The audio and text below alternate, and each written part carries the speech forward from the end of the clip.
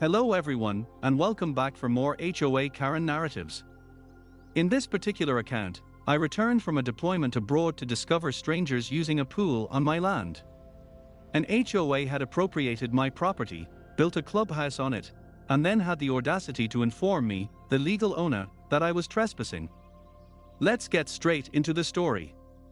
The tale of the HOA begins this way. I acquired my property well before I ever set foot in a conflict zone.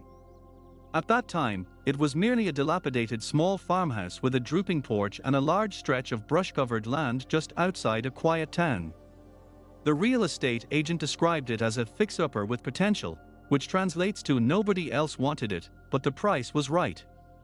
It was situated next to a small creek, and it was something I could manage on a junior enlisted salary and a VA loan. My goal was straightforward: renovate it gradually, rent it out during my deployments, and eventually return to make it a peaceful place where I could be left alone.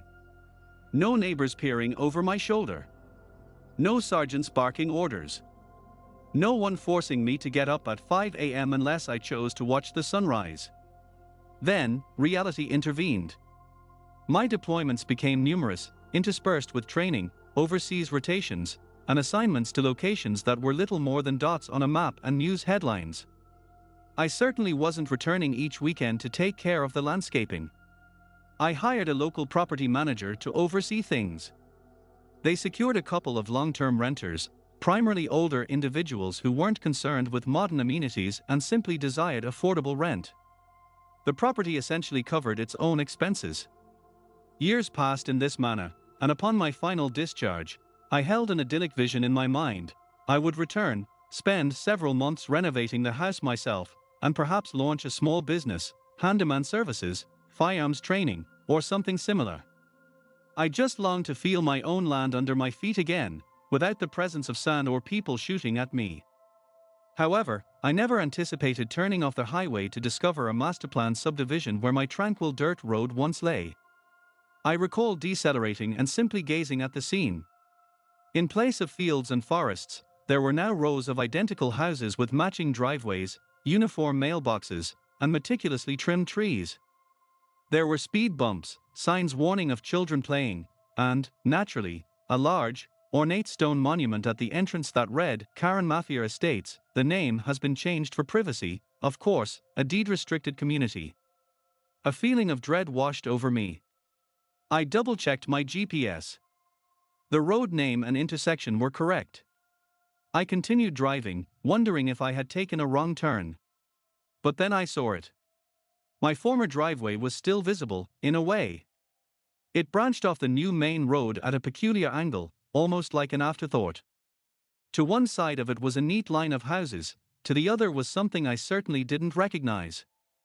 A massive stucco structure with large glass doors, a covered patio, and a shimmering blue swimming pool enclosed by a metal fence. There were umbrellas, lounge chairs, a grilling area, and even a small attached playground with brightly colored slides. A sign out front proclaimed, Mafia Community Clubhouse and Pool, residents only. The structure was situated precisely where my back pasture once was. For a moment, I genuinely believed I had made some sort of error. Perhaps my memory of the layout was flawed. But the curve of the driveway followed the outline of the creek behind everything. That was my property. I had walked it in the dark with a rucksack on my back, contemplating what I would do when I wasn't perpetually exhausted. And yes, I was more familiar with that piece of land than most bases I had served on. I proceeded cautiously down my own fractured driveway, maneuvering between two SUVs parked partially across it as if they owned the place. And at the end, beyond a row of scrubby trees, my humble little farmhouse remained. It had a new roof and a fresh coat of paint, at least. My property manager had done some work. The most recent tenants had vacated a few weeks prior, leaving the place empty and silent. I parked, stepped out, and just stood there, looking back at the brand new clubhouse and pool. Its wall practically abutted what I was fairly certain was my property line. Do you know that sensation when something is profoundly wrong but your mind hasn't fully registered it yet? That's exactly what I felt. It was akin to the first time you hear the whistle of incoming mortar fire, and your body instinctively reacts before your brain can fully comprehend the sound. After taking a moment, I unlocked the door, walked through their house, dropped my duffel on the floor of the old bedroom, and headed directly out the back toward this pool. From the rear, it seemed even more preposterous. The large pool deck and a significant portion of the building itself appeared to be positioned squarely where my pasture used to begin. The fence followed the creek line I recognized and then curved back in a manner I had never seen. As I stood there, a kid did a cannonball into the pool. A couple of parents relaxed in lounge chairs, and the scents of sunscreen and charcoal drifted through the air. It resembled a resort of some kind, except this pleasant resort was clearly occupying my backyard. A woman noticed me through the fence, narrowed her eyes, and strode over as if I had just committed a major offense. "Excuse me," she called out, her voice saturated with authority. "This space is reserved for residents only." I arched an eyebrow. "This property belongs to me." The woman gave me a swift appraisal, noting the worn-out truck, the faded duffel bag, and the fact that I was wearing an old unit t-shirt. "Uh-huh," she replied, "and I'm the Queen of England. This is Karen Mafia HOA common property. If you're renting in the area, you need to use your designated access gate." She actually gestured toward the sidewalk as if she were guiding a lost child. A laugh started to form in my throat, but it emerged as more of a snort. "I'm fairly certain this is my backyard." "And I'm fairly certain it's not," she shot back. "The clubhouse is for dues-paying members. You can't just wander back here because you spotted a pool. That constitutes trespassing." I opened my mouth to ask for her identity, but she was already turning away, calling out, "If you have a problem, address it with the HOA board. We've had enough of their law and order types around here." She said law and order types as if she were referring to plague rats. I remained there for another moment, observing her as she rejoined her small circle of companions. They began whispering and casting glances in my direction, all smug smiles and neat ponytails. One of them looked directly at my t-shirt, read the name of my old unit, and made a face as if she had just tasted something foul. All right, I thought, this should be interesting. That was my initial encounter with the HOA. My second occurred the following morning, delivered as a note taped to my front door. "Dear homeowner," it started, which was amusing since they obviously didn't know who I was. "As you are aware, Karen Mafia Estates is a deed-restricted community governed by the Karen Mafia HOA. All properties within this subdivision are required to adhere to the recorded covenants and restrictions. You are currently non-compliant in the following areas." They had, of course, used bullet points: the unsightly truck in my driveway, the unapproved flagpole, my old veteran flag holder on the porch, and a landscaping not consistent with community standards. At the bottom was a printed name, HOA President, and a phone number. I leaned against the doorframe and laughed. I'd witnessed some absurd things in my life, but this was high on the list. My property existed long before this subdivision was ever built. I had purchased it outright. There was no mention of an HOA in my closing documents. The house had been standing when half of these people were still in high school. I dropped the letter on the counter, grabbed my laptop, and navigated to the county recorder's website. It took me about 10 minutes to access my parcel information and the subdivision plans. And there it was, plain as day. My lot was shaded differently, accompanied by a note in the development documents that stated, "Excluded parcel, existing single-family residence." The subdivision literally formed a horseshoe shape, completely enclosing my land. Then, I accessed satellite imagery. The new clubhouse and pool were positioned directly over overlapping parcel lines, some on the HOA common area, some on my property. The fence behind the pool followed my creek line in a way that would only be logical if someone had assumed the creek was the boundary, disregarding the official survey. I took a screenshot and just sat there, staring. So, in essence, someone had constructed an entire clubhouse and pool, partly on property they didn't own. While I was overseas being shot at, they were holding board meetings and ribbon-cutting ceremonies at my expense. I should have lost my temper then and there, but instead, a switch flipped in my brain, bringing me to that calm, cold place it always went when situations became critical. Anger could wait. Right now, I needed facts. So, I began to gather just that. My first stop was the old file box I had left in the bedroom closet before my initial deployment. It still contained my purchase documents, the original survey, and the closing statement. No mention of any HOA. The survey clearly showed the rear property line extending much farther back than where the new fence now stood. Next, I phoned the property manager I had employed. "Hey, it's OP," I said. "Quick question, when did they build a subdivision around my place?" He let out a nervous laugh. "Oh, yeah, that. I mean, the developer came in a few years ago. We received notices about road work and such, but since your parcel was technically separate, they didn't require your approval beyond easements at the front. Everything at the back was still on your property, according to the records." "So, the clubhouse?" I asked. A long pause followed.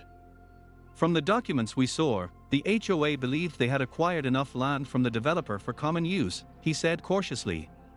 "There were some survey discrepancies at the time. I presumed they had resolved it with you directly when they built it." "Well, they didn't," I stated. "Oh, did anyone from the HOA ever reach out to you about it a couple of years back?" "Yes," he replied. "They requested your information. We provided them with your mailing address from the original lease but heard nothing further. I guess they assumed you were unreachable. They've been behaving as if they owned that entire back stretch." I thanked him, ended the call, and gazed out the back window at the HOA clubhouse again. The afternoon sun glinted off the water. Some kids were splashing around. A man in mirrored sunglasses, who looked like he never skipped a leg day, was grilling burgers on what used to be my flat spot for a shed. I wasn't angry that they were enjoying a pool. I was furious that they had decided they were entitled to build it on land I had paid for, without even asking. A couple of days later, I met the HOA president in person. After organizing the original survey and the new documents into a neat folder, I went over to the clubhouse during one of their board meetings, which was advertised on a sandwich board out front. I thought that starting with a degree of civility might save me some trouble. Inside, it smelled of new carpet and air freshener. About 8 people were seated at folding tables, a combination of retirees and overly caffeinated young professionals. At the head of the table sat the woman from the pool, the one with the floppy hat, minus the hat but with a clipboard. She spotted me and her face immediately soured. "This is a private meeting," she announced. "Residents only." "I am a resident," I replied. "I own the farmhouse down the road." One of the men squinted. The old house. I thought the developer purchased that." "Nope," I said. "Still mine." The president's eyes rolled in exasperation. "Look, we don't have time for whatever this is. If you're a tenant, speak to your landlord. If you want to complain about a violation, there's a form." "I'm not a tenant," I said, keeping my voice even.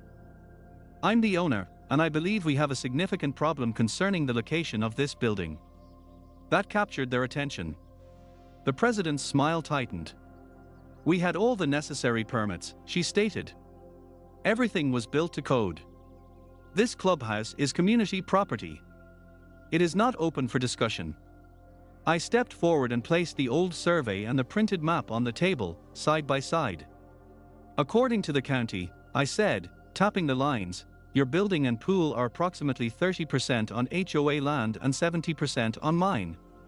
A moment of silence ensued as they all leaned in. One of the older men picked up the survey and held it closer. "This shows the original parcel lines," he remarked slowly. "This section right here, that's where the deep end is." He looked up at the president. "Karen, did we ever receive a recorded deed for that portion?" Her name was actually Karen. I almost chuckled. She bristled. "The developer assured us it was part of the transfer," she snapped. "We have a general description that corresponds with the common area, and we voted on it, and people paid their dues for this." "Well, voting doesn't supersede official records," I pointed out. She turned to me. Perhaps where you're from, yelling is the solution to everything, huh? But here, we resolve matters peacefully. This isn't the army. You don't just storm in and throw papers around because you think you're correct. I blinked. I hadn't raised my voice. You're being aggressive, she said, glaring at my shirt again. This is precisely why some of us were against having military personnel in this neighborhood. Guns, trauma, that whole atmosphere. This is a family community. A couple of the board members shifted in their seats uncomfortably. I've been back for 3 days, I said. All I've done is unpack and mow the lawn. Well, now you're attempting to steal our pool, she retorted. I don't care what some old document says. The board approved this clubhouse. The community voted for it, and the developer told us, the developer doesn't own my land, I cut in. Never has. He built his subdivision around it. She crossed her arms and declared, if you want to assert this is your land, hire a lawyer. Until then, stay off the pool deck unless you pay dues like everyone else. And take down that flag, by the way. We had a whole debate about flags. This is not a military base. I looked at her for a long moment. Good talk, I finally said. I'll take your advice. Then I gathered my papers and departed. I did not take the flag down. Instead, I followed her advice about the lawyer. The property attorney I found was recommended by another veteran in a nearby town. He was an older, composed man, the type who could probably read the tax code without dozing off. I presented him with my file, my screenshots, the letter from the HOA, and my notes on what Karen had said. He reviewed everything twice, then leaned back in his chair and let out a low whistle. Well, they've certainly gotten themselves into a mess, he remarked. I nodded. That's what I figured.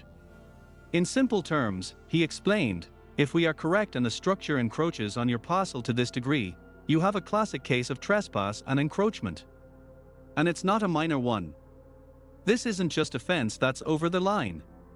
They've constructed a permanent building and pool on your property without your consent. So, what are my options? He listed them on his fingers. You can be generous and grant them an easement or sell them that strip of land at fair market value. You can compel them to remove the encroachment.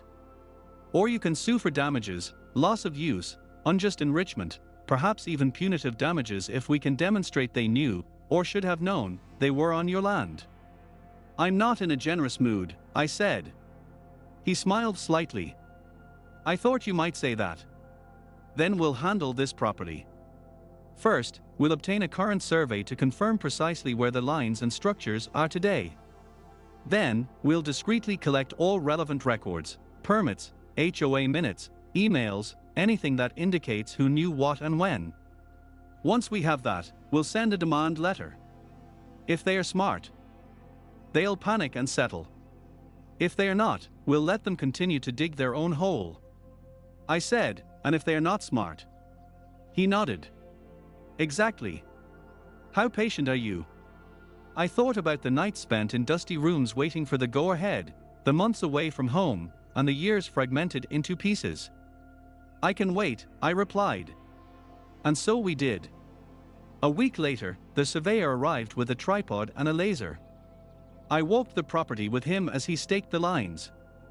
He had conducted plenty of surveys for disputes between angry neighbors over fences, but when we reached the pool, his eyebrows shot up. Yes, this is not good, he commented. Your original survey was accurate. They simply built right over it. The rear edge of the pool and half the deck are on your property. The utility lines they installed are also on your land. And see this corner of the clubhouse? That's over by a good 10 feet. Could this be attributed to an honest mistake? I asked. He paused. Perhaps, if they had just extended the fence a bit too far. But someone ignored something. The developer knew your lot was excluded. It's right there on the map. I paid him, took the new survey, and delivered it to my lawyer. That's when the real fun started. While my lawyer investigated permits and records, I maintained a friendly facade. I didn't shout, threaten, or brandish my DD-214. I went about quietly renovating my house, painting, replacing broken steps, cleaning out the old shed, and so on. The neighbors saw me as the man with the old truck and the large dog. A few of them introduced themselves, evidently curious about the mysterious farmhouse, and most were perfectly pleasant, even nice. They had been informed by the developer that my property would eventually be incorporated into the HOA and were genuinely surprised to discover that wasn't legally the case. Karen, however, treated me as if I were a war crime personified in cargo shorts. Every couple of days, another violation notice would appear, taped to my door or stuffed in my mailbox: parking, grass height, building materials visible from the street, flying a non-approved flag without authorization, using military equipment, my old storage container, as a. And by the way, folks, if you were in our situation, having just returned from a war zone deployment, and someone had built this kind of thing on your private property without permission, what would you have done? Would you have been as patient as OP? Let me know in the comments. And while you're there, please remember to like the video if you're enjoying these long stories. In short, I carefully ignored them all. I made copies of each notice, recorded the dates, and filed them away. One afternoon, returning from a trip to the hardware store, I found Karen standing in my front yard, hands on her hips, staring at my flag. "What did the flag do to you?" I asked, getting out of the truck. She started, then sneered. "We have specific guidelines for flags, sizes, placement, types. You can't just hoist whatever you want because you're feeling patriotic today. This is not a military base." "It's my house," I said. "And that flagpole was here before your HOA ever existed." She sniffed. "We voted on this. The community decided the rules apply to everyone." "I didn't vote," I said. "I was on another continent." She pursed her lips. "Violence is not an excuse to break the rules. Some of us chose peace. I don't see why your personal history should afford you special treatment." "You mean my service?" I asked. "I mean your job," she replied. "I don't support what you people do." We then had a whole discussion about not encouraging that culture here: guns, flags, uniforms. "It upsets some of the children," she said. "Maybe teach them what it means instead of being afraid of some clothing," I suggested. Her eyes flashed. "You're being hostile again. I should report you for threatening a board member." "I literally just got out of my truck," I said. "And you're towering," she retorted, actually writing something on her clipboard. "You know, some veterans have difficulty adjusting. I have research articles. You can't just move in and intimidate people into letting you do whatever you want." I smiled. Slow and unfriendly. "You're absolutely right," I said. "I can't intimidate anyone into anything." I pointed toward the clubhouse. "But lawyers can." She blinked. "What's that supposed to mean?" "You'll see," I said, then walked inside and closed the door. Once inside, away from her, I finally allowed myself to grin. Because while she was busy citing me for the crime of merely existing, my lawyer had just emailed me copies of the building permits and HOA documents. It became clear the HOA was aware of the issue nearly from the beginning. During the planning phase for the clubhouse, a line question was raised regarding their farmhouse parcel and rear boundary. There was also a note indicating that the developer had assured them everything was fine and that any outstanding issues could be resolved later by simply adjusting deeds. They had proceeded anyway because the developer wanted to sell houses and the buyers wanted a pool. Their own attorney had even cautioned them in a memo that any encroachment would need to be settled with the owner of their excluded parcel. They had never bothered to settle it. My lawyer drafted a demand letter that made my military planning seem casual. It laid out everything: the original survey, the new survey, the maps, the permit records, the board minutes.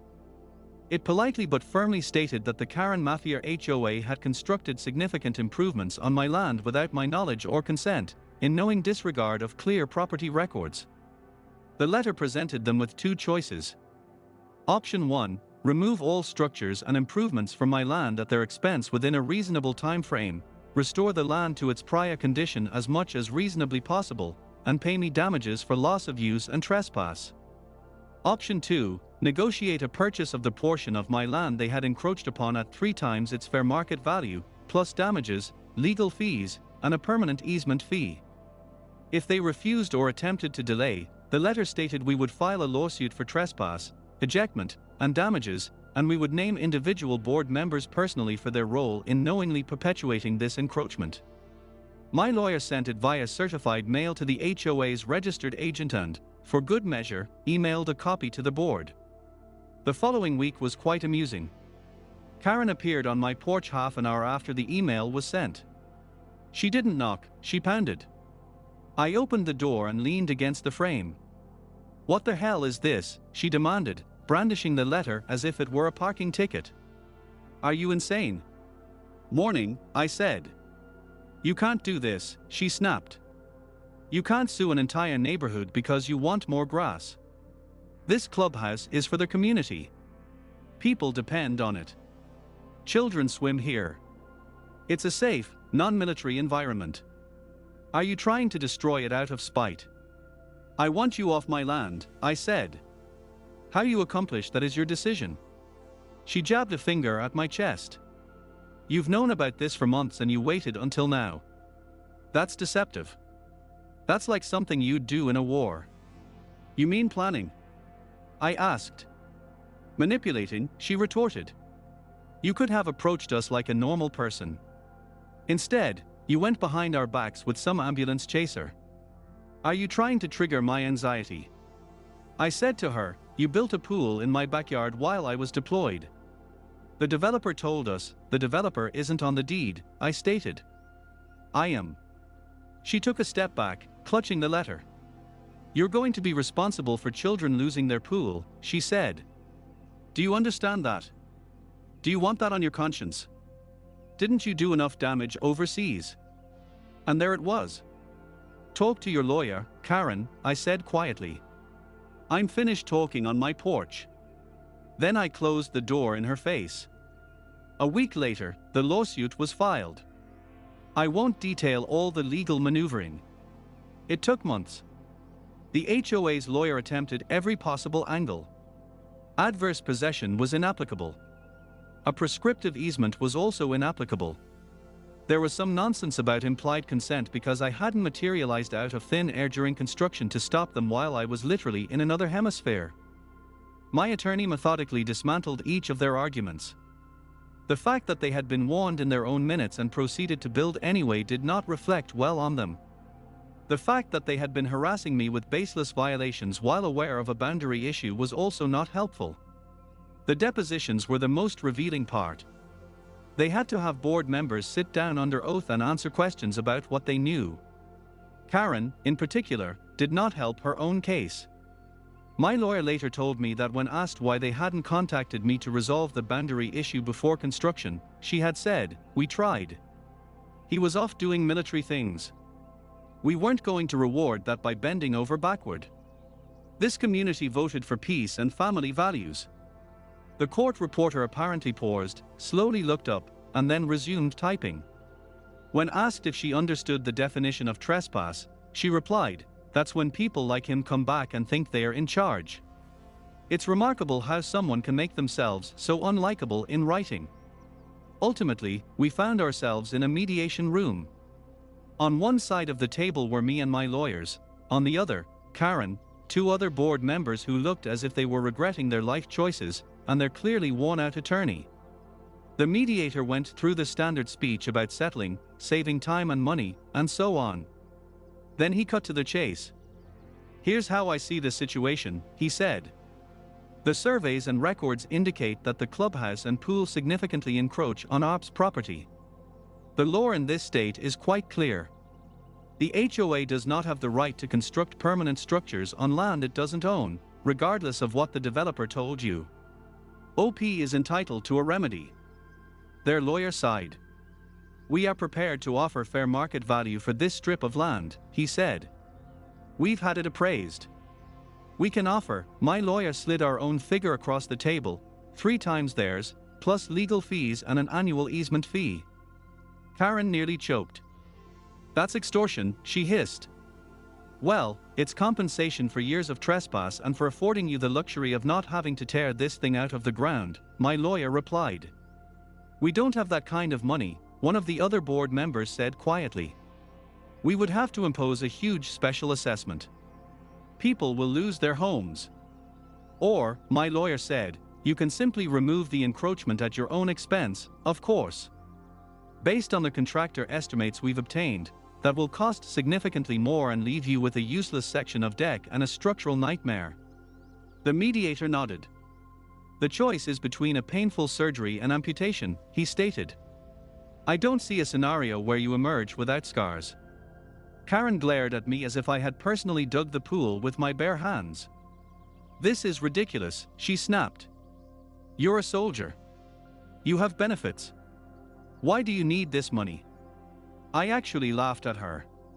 "Because it's mine," I said. "And because you decided my land was your playground." The other board member rubbed his temples. "Can we have a moment?" he asked. They stepped out into the hallway. Through the thin door, we could hear muffled arguing. Karen's voice was the loudest, using words like principle and "we can't let him win." The others were using words like bankruptcy and liability. About 15 minutes later, they returned. The exhausted attorney looked at me, then at my lawyer. "We can agree to your terms, with some minor adjustments to the payment schedule," he said. "But we will need time to raise the funds." My lawyer and I had already discussed that. We weren't trying to evict families from their homes. We were simply trying to hold accountable the people who had been arrogant enough to build on my property. We settled on a structured payment plan over a couple of years, secured by a lien on the HOA's common funds and, if necessary, special assessments. They would pay my legal fees upfront and also agree to record a deed formally transferring that portion of the land to the HOA, clearing the title once payment was complete. Until the last dollar was paid, however, the property under the clubhouse remained legally mine. They also agreed in writing to cease all enforcement actions against me and acknowledged that my parcel was not, and had never been, subject to their covenants. I walked out of that mediation feeling lighter than I had in years. You see, HOAs don't have an endless supply of cash. Every dollar they spend is contributed by the homeowners. And when the board distributed the notice about the special assessment to resolve legal issues related to common amenities, it had a significant impact. The residents were enraged. It turned out that many of them had no idea their cherished clubhouse was built on someone else's property. They certainly had no idea the board had been warned years ago and had simply chosen to ignore it. They were absolutely not pleased to learn they would be paying thousands of dollars over the next 2 years for what one neighbor loudly termed Karen's pet project. I wasn't present at the big meeting where everything came to a head. I didn't need to be. Half the neighborhood informed me over the following week about the events. Apparently, someone leaked portions of the court filings to the neighborhood Facebook group, excerpts from Karen's deposition where she ranted about military types and people like him, and the survey overlays showing how much of the pool was on my parcel. A recall vote for the board was initiated before the week was over. Karen contested it, of course. She went door to door, telling anyone who would listen that I was exploiting a legal technicality and that if people valued peace over property lines, this would have never occurred. She called me a warmonger with a lawyer. It made no difference, though. The recall passed with approximately 80% of the votes. She was removed as HOA president and from the board entirely. The other members either resigned or were replaced. A couple of months later, I saw her moving out. One of the nicer neighbors quietly told me that she couldn't manage the special assessment on top of her already strained mortgage. Between the legal troubles, some unrelated drama she had caused, and the fact that half the neighborhood now viewed her as the reason their dues had doubled, she was not exactly enjoying her life in the Karen HOA. The last I heard, she had relocated to a quieter, non-militarized community across town. As for myself, I made good use of the settlement funds. First, I paid off the remainder of my mortgage. It's a strange feeling to know that no one can take your house because of a missed payment. That alone made the entire ordeal worthwhile. Second, I used some of the money to properly renovate my place. I rebuilt the porch, updated the wiring, transformed the sad old shed into a proper workshop, and installed a proper flagpole, anchored in concrete with lighting that met county code but would have likely given Karen a stroke. Third, and this was the part that brought me the most satisfaction, I turned their error into something positive. Remember how the land under the clubhouse was technically mine until they completed their payments? Well, my lawyer pointed out that as the owner, I had the right to grant temporary licenses for its use, provided I didn't interfere with the HOA's contractual rights. So, I made a few phone calls. Within a few months, on Tuesday and Thursday evenings, the Karen Mafia family-friendly, non-military clubhouse began hosting a free support group for local veterans. Once a month, we held a cookout for veterans and their families. A friend of mine who runs a small non-profit helped organize it. Most of the residents loved it. There are more veterans in those cul-de-sacs than Karen would have liked to acknowledge. A couple of them told me privately that they had kept their service quiet because of comments she had made over the years, but now their kids splashed in the same pool while their parents exchanged stories and grilled burgers. And the next story is a malicious compliance tale titled, "Manager Insisted We Do Timesheets After Hours." By the way, folks, please remember to subscribe if you enjoy these extra long stories. So, at my job, timesheets must be completed every fortnight on a Friday by the close of business to be processed first thing Monday morning. Our manager was a very relaxed woman who would sign off on timesheets on Friday morning and then submit them to payroll before 5 p.m. She went on leave because her daughter was having a baby, and we got a young man to temporarily fill in as manager. The replacement, however, was a real piece of work. One of the things he did was insist we fill out our timesheets only after our fortnightly hours were complete. This required us to work until 5 o'clock, then get our timesheets signed, and then deliver them to payroll. The problem was that payroll closes at 5 o'clock, which meant we couldn't submit our timesheets to payroll until Monday morning, and they would consequently be processed late. So, we decided to take our sweet time filling in our timesheets. Many of us would hang around chatting on Fridays because a bar across the road has cheap drinks from 6 to 7 p.m. So, we would leisurely complete our timesheets, and the difficult manager would have to wait around to sign them all. One week, we didn't give them to him until just before 6 p.m. He was furious. This continued for about 6 weeks. I suppose something was flagged somewhere indicating that our entire department was not being paid on time. The temporary manager was swiftly identified as the problem and was dismissed. They ended up having one of my co-workers take over until our real manager returned. And the next one is another malicious compliance story, and it is titled, "Don't Work Past 5." I understand. So, I am employed by my parents in their real estate and farming business. A few years ago, the agent responsible for collecting rent was delayed somewhere on the day we were supposed to verify the payments made. I don't recall the specific reason at the moment, but I was determined to finish the work that same day. This task kept us at the office until 10 p.m., but I didn't mind. At least the job was done. When I arrived home, I was still living with my parents at the time. My mother was furious and said, "What do you mean you worked that late? Why didn't you put it off until the next day?" among other questions. She then stated that under no circumstances was I to work past 5 p.m. We rarely worked overtime, so I didn't think much of it. A few weeks later, around 4:50 p.m., my mother came to the office with my aunt, her sister-in-law. This was not unusual for her to do, and she typically only stayed for 5 minutes before departing, but on this particular day, she didn't leave as early, and 5 p.m. found her still in the office. Cue the malicious compliance. 5 p.m. arrived, and I began to pack up my laptop, charger, and mouse. She saw me packing and asked, "OP, where are you going? The day isn't over yet." And I replied, "But Mom, you said that under no circumstances was I to work past 5 p.m. She merely laughed, likely because my aunt was present. And that was the end of it. And with that, guys, thank you for watching. I will see you again tomorrow.